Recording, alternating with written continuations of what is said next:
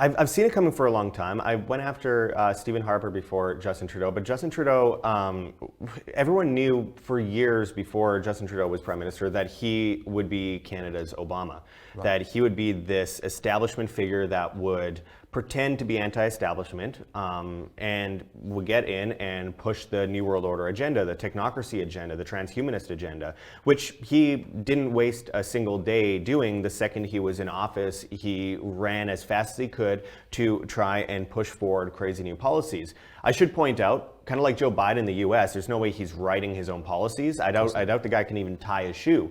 But with that said, he was the perfect face for the establishment because for years, even rather intelligent people would say, yeah, well, I just like him. He seems like a nice guy. He's the kind of guy I want to get a beer with. Look at his haircut, all that kind of stuff. Yeah. He was a perfect person to put in that place. Now, very few people like him. When I confronted him in 2017, and I famously called him a scumbag, mostly because he winked and smirked at me after I asked him a very serious question. And at that time, the government had come up to me and told me what questions to ask him, which I wasn't in favor of. I like to sleep at night. At that time, when I confronted him, everyone loved him so much that I couldn't walk down the street. People threw sandwiches out windows at me. A guy punched me. People were spitting on my shoes when I'd walk down the street. I couldn't go anywhere. One of the main reasons I ended up leaving Canada was that and exposing a child trafficking ring back in 2017, 2018. And at that point, it was too dangerous for me to go anywhere. He got a restraining order against me, and I had to hightail it out of Canada. So I left early on. I'm happy I did. It was one of the best things I ever did was getting out of Canada. Great Canadians out there, but that country needs to fall. It cannot be saved. And it's absolutely pathetic what's come of it. It is basically much like Australia and New Zealand. It has fallen into the hands of the globalists to such a degree that 90% of people will beg and protest for their own enslavement.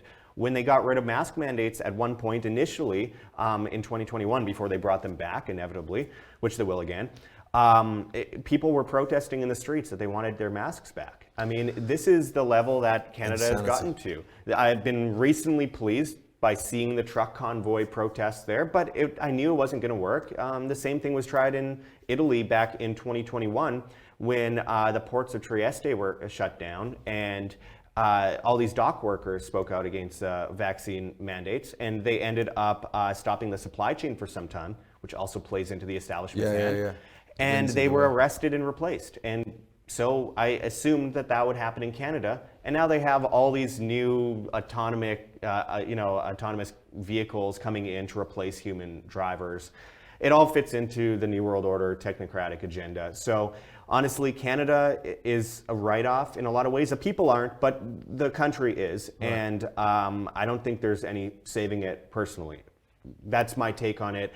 I've lived in Mexico for 2 years, and for almost 3 years before that, I lived in Las Vegas. So I try not to spend much time in Canada. It's depressing to be there, and it's sad to watch these robots that call themselves humans and how they react to tyranny. It's sickening. Watching Trudeau, I must admit, hypocrisy is something that it eats at me. And so to watch him stand up and say, you know, I stand with the freedoms of the Ukrainian people without a hint of irony was insane. What is your take on what's happening in Ukraine at the moment? Well, in Ukraine, I think this is the perfect agenda for the Great Reset. People rightly call out Zelensky, who is obviously a murderer and obviously on par with dictatorship. The US overthrew the government in 2014 and installed puppets. And so there's no doubt about that. But then people rush to then say that Putin must be a good guy. Well, Putin is one of the biggest allies of Israel. He's one of the biggest allies of China. What's happening in Ukraine right now has absolutely nothing to do, at the end of the day, with Russia and Ukraine. I feel bad for the people on the ground, and I'm trying to get there right now, actually, in the next week or so.